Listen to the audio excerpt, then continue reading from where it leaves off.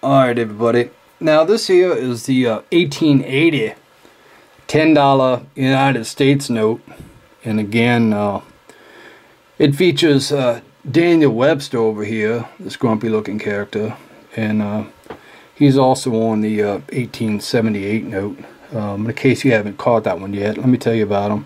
He was a prominent conservative politician, and he was noted for being very vocal against the Democratic Party and against Andrew Jackson. He was also a senator of Massachusetts. And anyway, this scene over here is, I believe, John Smith, Captain John Smith, and the pretty lady over here, that's Pocahontas. Yeah. And she's being presented to the Royal Court of England. That's what's going on there. I guess that's the Queen sitting down. And this note is noted as being a Jackass note. That's a nickname given to it, Jackass. And let me show you why. If you take this note, you turn it upside down, okay? Keep your eye right here. Notice how that eagle turns into a donkey? Don't it look like a donkey head? Yeah, that's why they call it a Jackass note.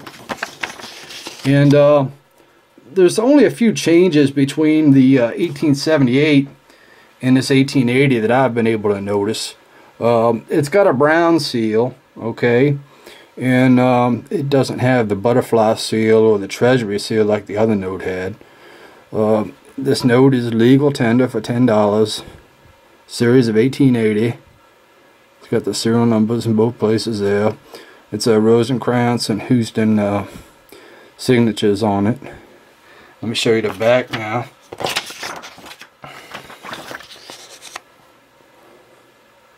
Now on the other Jackass note from 1878, it actually had a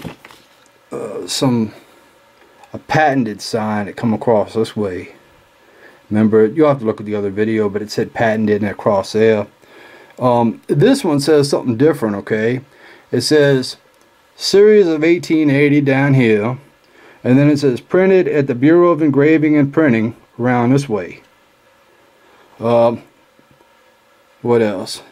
Over here it's got its counterfeiting clause, and that basically says that if they ever catch you with plates or any kind of counterfeiting hardware or paper or anything, and they catch you, they're really going to sock it to you, man. They're going to put you in jail, and you might have to pay a $5,000 fine.